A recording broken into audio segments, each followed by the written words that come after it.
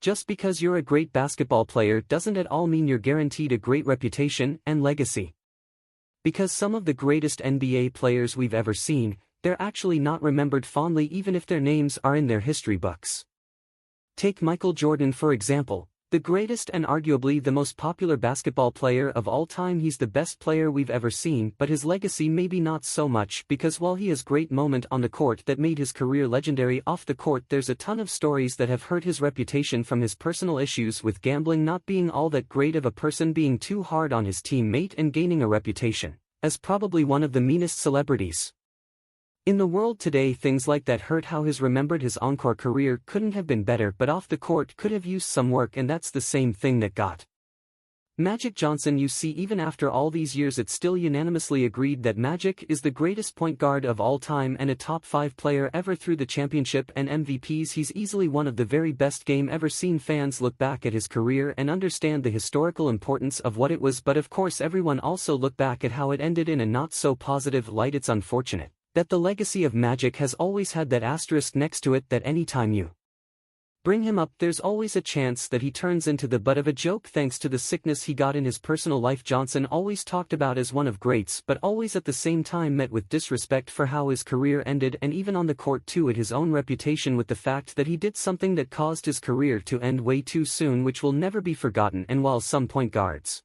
have already ruined their legacies, others are just starting. Just look at John Moran, who, if he keeps this up, he will undoubtedly go down as one of the best players with the worst reputation. He's in his 4th year and recently signed a 5-year max deal worth $194 million, a deal that will go into effect next year, and has without a doubt earned it. He was in the middle of his 2nd straight year averaging 27 points a game, and his season he was doing it again to go along with 8 assists and 6 rebounds a night. So for being just 23 years old, there is no doubt that he was on pace for a great NBA career, but with everything that is going on with him right now, it's throwing it all into question, because we know what happened last time a great point guard got into trouble with a weapon. Personally, I think it good that he's getting help, and I think with social media and everything we have seen in the past, there is no way he doesn't get enough help by veterans and really everyone in the NBA world to prevent history from repeating itself. But maybe that just hopeful thinking. Only time will tell how John Moran's career and legacy actually turn out. Now,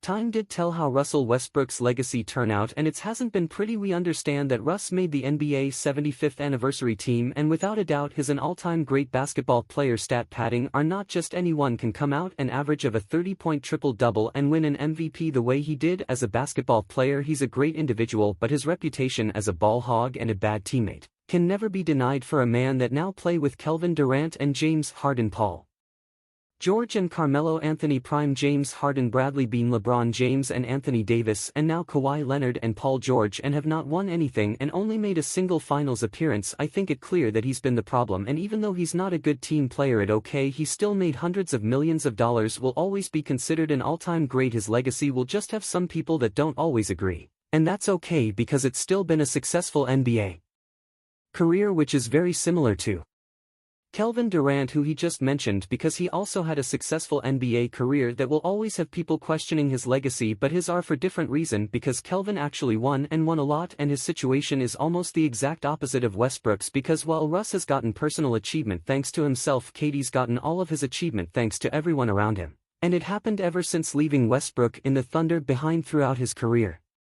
Durant been known as a top 5 player in the league and even been argued for the number 1 player in the game. At times he's easily one of, if not the best scorer of all time, and the majority of players that has always had Kevin Durant as the most unstoppable player they've ever had to guard. But even for all this praise, when he joined Golden State, it instantly ruined his legacy. Up until that point, and for anything else he was going to create, his 2 championship rings still hold little to no value, and this same reputation for him is continued by him joining the Nets super team and now the Phoenix Suns. When it's all said and done, he could be argued for top 10 ever, but he will always be been known as the guy that had to join super teams to win. Then on the other side of things, that bring us to Jerry West. In all-time discussion, a lot of the time Jerry gets forgotten about just because he played mostly in the 60s and was a guard that played without a three-point line, so it's hard for some people to give him the respect he was due. But make no mistake about it, Jerry West was an elite player, and the fact that he averaged 27 points a game for his career without a three-point line is that much more impressive. And on top of that, he was always almost so close to success, and that where his bad legacy come. into play because no matter how great he has a 1-in-9 final record that speak for itself. Of course it came thanks to players for the Lakers during the Bill Russell era, but most of the time the only state that people known from Jerry West is the final record, and that's just a rough way to be remembered. But whether you have a winning or a losing record, that won't always make a difference in the reputation you create for yourself now.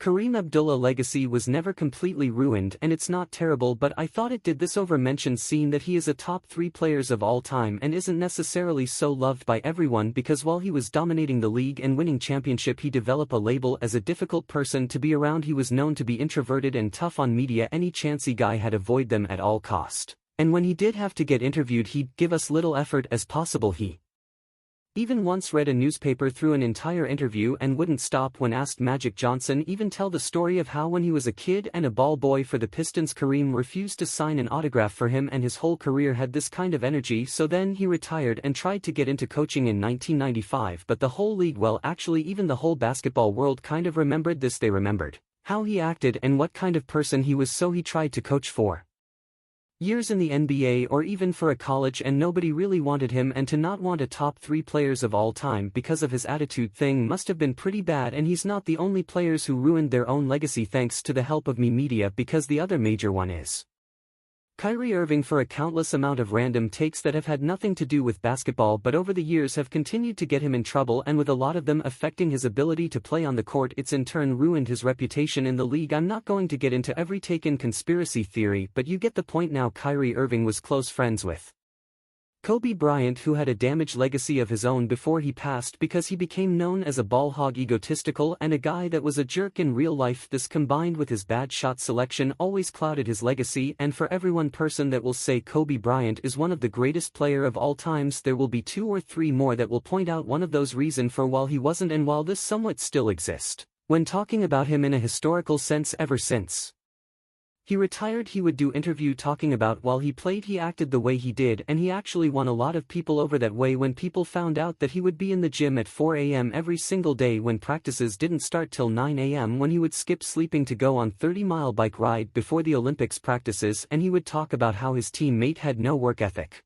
and didn't always deserve the ball in those late game moments. When he did, people started to regain respect for him. It was those more once where he would say things that would really make a lot more sense, and that kind of repairs his legacy. But there will still always be some of the hate out there, while someone like Isaiah Thomas was never really able to repair his own legacy that he set up for himself during his player career. He's often referred to as an unanimous top 5 point guard of all time, and the way in which he led the Bad Boys Pistons to the 2 straight championship against some NBA's all-time great definitely helped him earn that spot. But that was also the problem, that the played for the Bad Boys Piston who disrupted the entire league and played so dirty that the majority of the NBA world knew that they were the #1 villains in basketball. And it's so bad that Isaiah still have a lot of people that he can't stand, or vice versa to this day, that why he was selected to not be included in the '92 Dream Team, even though he definitely deserve a spot. No matter how you look at it, Isaiah Thomas is without a doubt one of the greatest to ever played the game, but you can't help but remember him as a dirty player,